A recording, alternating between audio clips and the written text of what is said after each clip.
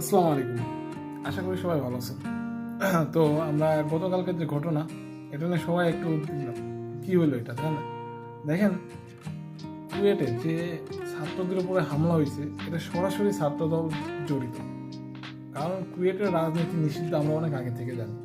এখানে দেখেন, ছাত্র দলের নতুন কমিটি হুট করে দেওয়া হলো, দেওয়ার জন্য ফোন নিলেন, করলো ত্যান করলো, পরে এমন একটা অবস্থা সৃষ্টি হলো যে এলাকার যুবলীগ, ওই যারা এতদিন কবরের ভিতরে ছিল, ওরা উঠে এসে ওরা এদের সাথে এক হয়ে এসব স্টুডেন্টদের গায়ে হাত তুলতেছে। তো এটা আসলে খুবই দুঃখজনক আর ন্যাক্কারজনক বিষয়। আমরা জানি অতীতে ছাত্রলীগ ঠিক এরকমের কাজ করতো, তার জন্যই তাদের যে কী পরিমাণে ভয়াবহ অবস্থা হয়েছে এটা পুরা বিশ্ব দেখছে। তো ছাত্রদল যদি ছাত্রলীগ হইতে চায়, ভাই আপনারা আসলে বুঝতেছেন না আপনারা কি পরিমাণে বিপদে পড়বেন।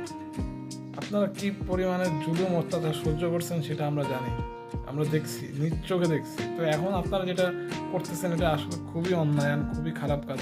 তো আপনাদের কাছে রিকোয়েস্ট থাকবে আপনারা এই পথ অবলম্বন করা বাদ দেন। ছাত্ররা কি চাইতেছে, ছাত্ররা কি চায়, আপনারা ওইগুলো বোঝার চেষ্টা করেন, করে আপনারা রাজনীতি করেন, কোনো সমস্যা নাই। আর শিবির, বৈষম্য বিরোধী ছাত্র যার নেতা আছে, এদের উপর যে আপনারা হামলা চালাইতেছেন, আবার ওপেনলি বলতেছেন, এগুলা দেখেন ভাই চলবে না। মানুষ ভয় পায় না, আপনারা মনে করতেছেন আপনাদের পাশে আশেপাশে মানুষ, এরা সবই ছাত্রলীগ যারা মায়ের খেয়ে এদিক ওদিক পলাইছে, ওরা আপনাদের পিছিয়ে এখন দাঁড়াইতেছে। আপনারা পস্তাবেন, খুব বেশি দেরি নাই। এই জন্যই বলি, সময় থাকতে থাকতে শুধরাই যান, না হইলে এমন মায়ের খাবেন ভাই আপনাদের বাঁচাইতে পারবে না কেউ। শেখ হাসিনা তো পালাইছে, শালার ফ্যাসিস্ট স্বৈরাচার তো পালাইছে, আপনারা পালাইতে পারবেন না। এই জন্য সময় থাকতে থাকতে ভালো হয়ে যান।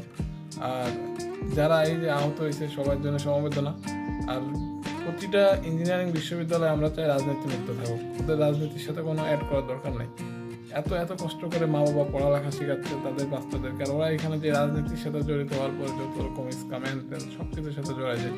এর জন্য ইঞ্জিনিয়ারিং বিশ্ববিদ্যালয় এরপরে এগুলোর সাথে কোনো প্রকার রাজনীতি না থাকুক, এটাই আমরা চাই। Thank you.